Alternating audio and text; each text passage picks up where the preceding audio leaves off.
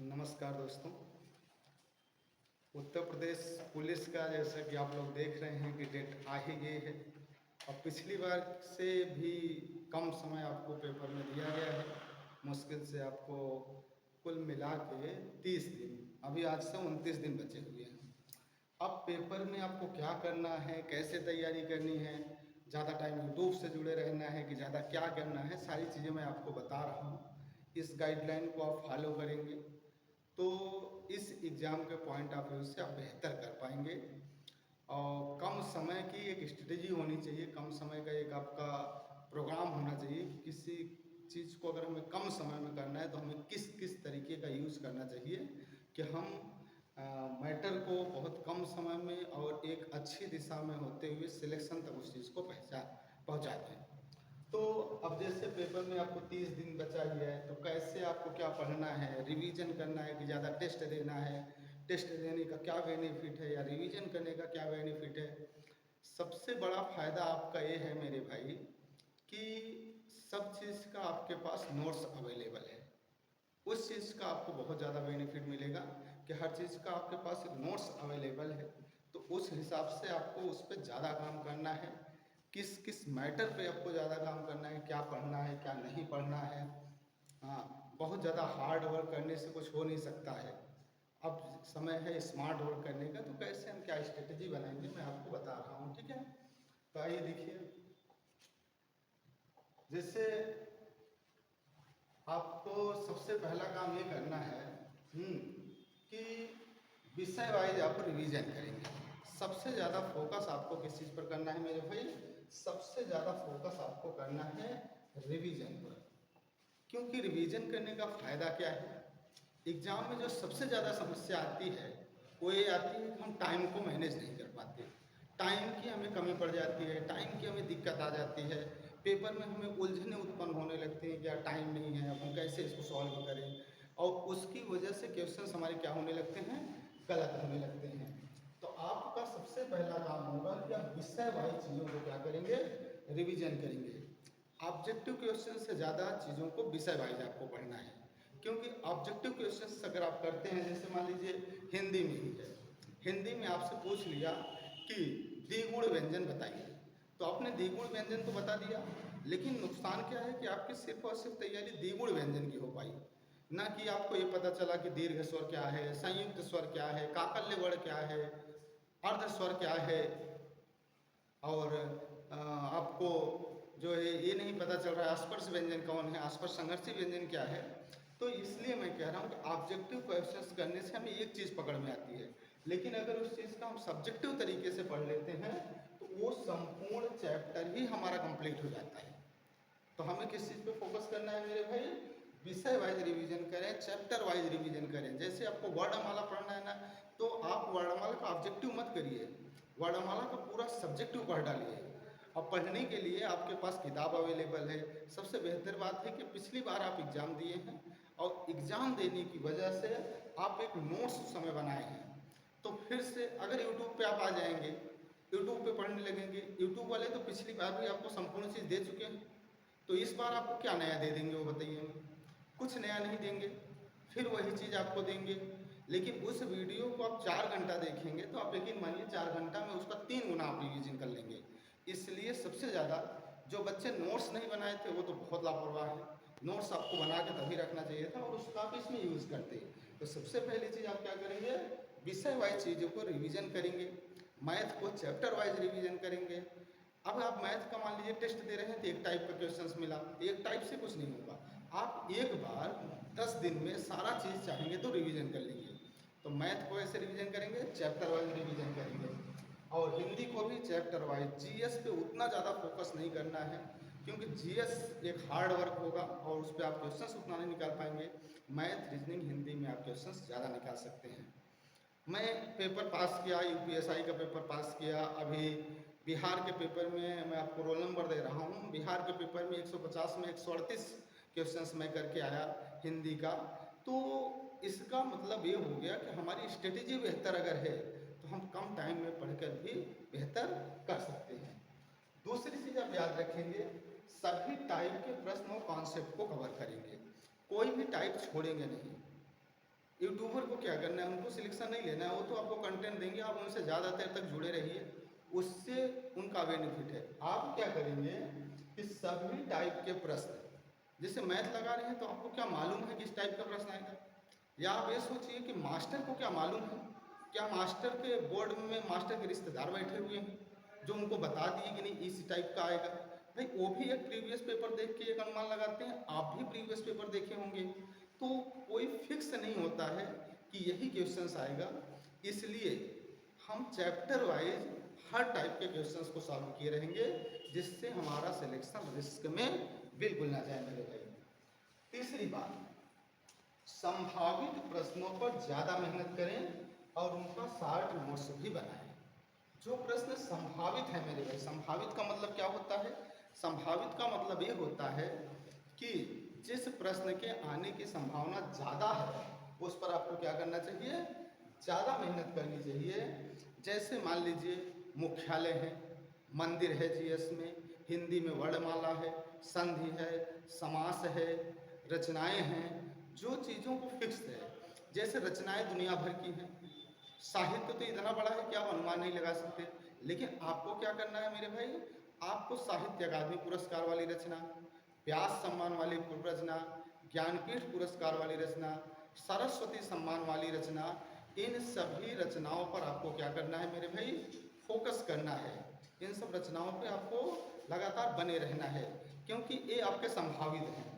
अब रचना में तो बहुत सारी रचनाएं हैं, रचना में बिना साहित्य के भी अगर हम हिंदी साहित्य के इतिहास से देखें तो कम से कम 10,000 रचनाएं हैं। लेकिन संभावित प्रश्न का क्या मतलब हुआ यहाँ मेरे भाई, संभावित का मतलब यहाँ पर यह हुआ कि जिस प्रश्न के आने की उम्मीद ज़्यादा है, जैसे साहित्य अकादमी के आने की उम्मीद ज़्यादा है, ज्ञानपीठ के आने की उम्मीद ज़्यादा है, व्यास सम्मान आने की ज़्यादा उम्मीद है, और आपका हिंदी साहित्य का प्रथम ग्रंथ आने की ज़्यादा उम्मीद होती है, रामधारी सिंह दिनकर की रचनाओं के आने की उम्मीदें होती हैं। जिनके आने की उम्मीदें ज़्यादा हैं उन पे आप ज़्यादा मेहनत करेंगे, क्योंकि आपके पास टाइम कम है, और अगर टाइम कम है तो स्ट्रेटजी आपकी बेहतर होनी चाहिए। तो ये 3 बात आप याद रखें। अगली बात आप ये समझें कि मॉक टेस्ट पे ज़्यादा आप फोकस नहीं करेंगे। आप अपने संतुष्टि के लिए 5 दे दीजिए। मैं बता रहा हूँ, मैं कम से कम 8 एग्जाम पास किया, मैंने कभी मॉक टेस्ट नहीं दिया, लेकिन चूंकि ये मॉक टेस्ट अभी ट्रेंड में चल रहा है, इसलिए आप 4-5 मॉक टेस्ट दे दीजिए। बहुत देखिए, हर वीकेंड में एक से ज़्यादा मत दीजिए, क्योंकि मॉक टेस्ट देने से नुकसान होता है, आपका टाइम खराब होता है। और जैसा कि मैं पहले बताया, फिर मैं बता रहा हूँ, जो मॉक टेस्ट बना रहा है क्या वो अंतर्यामी है या बोर्ड में उसके रिश्तेदार हैं, क्यों जानता है यही आएगा, वो एक संभावना पे बना रहा है। बस आपका लोगों के साथ ये सोचते हैं कि हमें पता चल जाएगा हमारा ऑल यूपी रैंक कितनी आ रही है। तो मेरे भाई ये सब कुछ आप पिछले पुलिस में देख चुके हैं कि आप बेहतर है, आप बेहतरीन हैं, इसलिए उस पर फोकस ना करके अपने सिलेबस पर फोकस करिए। समझ रहे हैं। और दूसरी बात, स्मार्ट वर्क करना है, हार्ड वर्क पे मेहनत नहीं करना है। अब आप सोच रहे होंगे सर स्मार्ट वर्क क्या है और हार्ड वर्क क्या है, तो मेरे भाई स्मार्ट वर्क और हार्ड वर्क का तात्पर्य ये है, हार्ड वर्क का मतलब ये होता है कि मैं 10 घंटे जीएस पढ़ूं, 10 घंटे में जीएस पढ़ूं, ये हार्ड वर्क है, क्वेश्चन निकाल नहीं पाएंगे आप। और 10 घंटे अगर मैथ, रीजनिंग या हिंदी पढ़ेंगे तो आप क्वेश्चंस निकाल लेंगे। जीएस को इग्नोर नहीं किया जा सकता, लेकिन उस पर बहुत ज़्यादा टाइम देने की ज़रूरत नहीं है। जो आप पिछली बार नोट्स बनाए हैं उसी को देखिए। जीएस में बहुत आप 5-5 घंटे का मैराथन देखे होंगे, पिछली बार भी देखे हैं। किस जितने यूट्यूबर थे सबका क्या आपका सेट हुआ कुछ, पेपर तो अपने हिसाब से आया, इसलिए उस चीज़ पे बहुत फोकस नहीं करेंगे। 5 घंटा का जीएस का मैराथन देखोगे, एक क्वेश्चन नहीं फंसेगा। 5 घंटा अगर मैथ पे मेहनत कर लोगे, 4 क्वेश्चंस निकाल लोगे, रीजनिंग पे मेहनत कर लोगे, क्वेश्चंस निकाल लोगे। तो इस चीज़ से आप समझें ध्यान से। मोटिवेशन वीडियो से अब आपको बचना है, जितना मोटिवेशन होना था हो चुके हैं, आप बहुत ज़्यादा मोटिवेट मत होइए। अगर आपके अंदर से मोटिवेशन नहीं आ रहा है तो वीडियो से मोटिवेशन नहीं आने वाला है। 1 महीने में अगर मोटिवेशन वीडियो देखेंगे तो पढ़ेंगे कब, इसलिए ज़्यादा अब इनका मोटिवेशन उनका मोटिवेशन, ये तो 18 घंटे पढ़ते थे, जितनी तुम्हारी स्ट्रेटेजी हो उतना पढ़ो, घंटे वंटे जोड़ के इस समय आपको पढ़ने की ज़रूरत नहीं है मेरे भाई। दूसरी बात, फेसबुक और इंस्टाग्राम तो एकदम डिलीट कर दीजिए। अगर नहीं डिलीट कर सकते तो पेपर छोड़ दीजिए। क्योंकि इसको बचा के रख के अगर आप सोच रहे हैं सिलेक्शन हो जाएगा तो असंभव है। ये सब घंटा 2 घंटा 3 घंटा आपको पता ही नहीं चलेगा कभी यूज हो रहा है। फेसबुक, इंस्टाग्राम, और गर्लफ्रेंड है तो उसको भी, और गर्लफ्रेंड जो सुन रही है वो बॉयफ्रेंड है तो उनको भी, इसको एलिमिनेट कर देंगे तभी आप 1 महीने में, 6 महीने का समय नहीं है कि सब साथ लेके चल रहे हैं, 1 महीने का समय है। आपको लग रहा होगा हम पढ़े हैं, ऐसा मैंने पिछली बार बहुत लड़कों को देखा, बस हम पढ़े हैं 100 के अंदर लटक गए। तो फिर अगर यही चीज़ करेंगे तो बहुत गड़बड़ हो जाएगा। तो आपको इन सब चीज़ों से दूरी बना के रखना है इस समय। अगली बात आप ये ध्यान रखें कि मैथ को चैप्टर वाइज हर टाइप के क्वेश्चंस पढ़ें, मैराथन में ज़्यादा ना पढ़ें। चैप्टर वाइज किताब से लगाइए, किसी किताब से लगाइए, चाहे जिसकी किताब हो, लेकिन क्वेश्चंस को चैप्टर वाइज लगाइए। मैराथन में क्या होगा, वो आप चलाने के लिए 4 क्वेश्चन, 6 क्वेश्चन, 10 क्वेश्चन रख देंगे। पिछली बार तो मैंने देखा कई लोग मैराथन पे काम किए लेकिन क्वेश्चन निकला नहीं। क्वेश्चन वही बंदा निकाल पाता है मेरे भाई जो चैप्टर वाइज चीज़ों को पढ़ा होता है। तो मैं बार बार इस चीज़ पे फोकस कर रहा हूँ कि चैप्टर वाइज चीज़ों को मेहनत करिए। नई चीज़ पढ़ने से इस समय आप बचें। नई चीज़ में करंट को छोड़ के कोई नई चीज़ मत पढ़िए। जो पिछली बार आपका नोट्स था उसी को रिवीजन करिए, इतनी बार रिवीजन करिए वो याद रहे।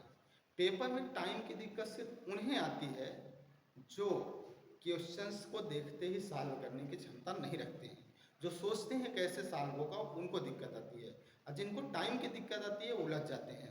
तो एक ही क्वेश्चंस को 20 बार 30 बार इस तरीके से लगाए रखिए कि देखने के बाद आपको समझ में आ जाना चाहिए कि हम सॉल्व कर लेंगे। पिछली बार मैंने देखा बहुत आसान आसान मैथ के क्वेश्चन थे, लोग उसी में उलझे रहे। तो क्वेश्चंस उलझे आप क्यों हैं? क्योंकि आप उसको 1 बार 2 बार हल किए हैं। अगर किसी काम को आप 20 बार किए होते तो उसमें उलझने का आपको कोई चांस था ही नहीं। तो आप ये करेंगे कि जो नोट्स बनाए हैं उसी को बार बार देखेंगे। पिछली बार तो आप अच्छे से तैयारी किए होंगे तो नोट्स आप बनाए होंगे, नहीं बनाए होंगे तब तो आपको यूट्यूब पे जाना पड़ेगा, देखना पड़ेगा। हमने भी साहित्य का पूरा वीडियो पिछली बार डाल दिया था, मैथ का भी डाल दिए थे, लेकिन मैंने कह रहा हूँ कि अगर आप बनाए हैं तो उस पर काम, अपने नोट्स पे ज़्यादा विश्वास करके काम करिए। एक कंटेंट को 10 बार पढ़िए, 10 चीज़ों को एक बार मत पढ़िए, एक चीज़ को 10 बार। वैसे मेरी स्ट्रेटेजी है कि एक चीज़ को 40 बार पढ़िए, लेकिन टाइम आपके पास कम है इसलिए मैं कह रहा हूँ एक चीज़ को 10 बार पढ़िए। कोई चीज़ आता है फिर भी 10 बार पढ़िए। जैसे हमको गाड़ी चलाना आता है भाई, आज हम चाबी लगाए, गियर लगाए, गाड़ी चल दी, गाड़ी चलाना हमको आ गया, लेकिन क्या हम अच्छे ड्राइवर हुए? नहीं। दूसरे दिन जब हम गाड़ी चलाते हैं तो पहले दिन की अपेक्षा अच्छा चलाते हैं। जब हम 10वें दिन वही गाड़ी चलाते हैं तो हम देखते नहीं है गियर कहाँ है, तुरंत गियर लग जाता है। पहले हम गाड़ी को एक नंबर गियर में 100 मीटर लेके जाते थे, अभी हम एक बार में ही 100 मीटर जाने में 4 नंबर तक पहुंच जा रहे हैं। ये कहाँ से आ रहा है? प्रैक्टिस से। तो सबसे ज़्यादा इम्पोर्टेंट क्या है मेरे भाई? प्रैक्टिस करिए। घंटे गिनकर पढ़ाई मत करिए। इस समय अगर आप ये देख रहे हैं 1 घंटा हो गया मैथ रखो, 1 घंटा हो गया रीजनिंग रखो, 1 घंटा हो गया जीएस रख लो, तो ऐसा नहीं होगा। अरे आज तो हम 6 घंटे पढ़ लिए, ये सब कुछ नहीं करना है। इस समय 24 आवर में आपको सोना है, खाना है, पढ़ना है। सोना, खाना, पढ़ना। जब मन न लगे इस चीज़ को पढ़ने को, दूसरा चीज़ उठा लीजिए, टहल के पढ़िए, जेब में पर्ची बना के रखिए, कहीं जा रहे हैं तो उसको निकाल के पढ़िए, लेकिन ऑलवेज हर समय आप पढ़ते नजर आएंगे, क्योंकि 30 दिन बहुत कम होता है, कंपटीशन लेवल काफ़ी अच्छा है, तो इसलिए आप सावधान रहें। तुक्का जो लगाने की स्थिति है वो सभी प्रश्न में ना लगाएं। जहाँ पर आपका 50% का चांस हो, मतलब 2 ऑप्शन एकदम गलत एलिमिनेट हो गए हों, वहीं पर आप क्या करिए? तुक्का लगाइए। हर जगह आप तुक्का लगाने से क्या करेंगे? बचेंगे। दूसरी बात, किसी भी पेपर की जो स्थिति है वो आज के समय में 80% क्वेश्चन की है। मतलब अगर 150 क्वेश्चन है तो इसका 80% हो गया 4/5, मतलब 120 क्वेश्चन। 150 के पेपर में अगर 120 क्वेश्चन आप श्योर करके नहीं आ रहे हैं तो सिलेक्शन के चांसेस आपके ना के बराबर है, क्योंकि कंपटीशन लेवल काफ़ी ज़्यादा है। 40 लाख स्टूडेंट बैठ रहे हैं, इस बात से बहुत घबराना नहीं है, लेकिन इस 40 में 5 लाख बच्चों से घबराने की जरूरत है। 35 लाख तो बेकार है, उन्हें नहीं मालूम है क्या पेपर में आता है, क्या कैसे होना है, उन्हें स्ट्रेटेजी से कोई मतलब नहीं है। लेकिन कंपटीशन लेवल 5 लाख लोगों से रहेगा और ये 5 लाख लोगों में 4.5 लाख लोगों को एलिमिनेट होना है।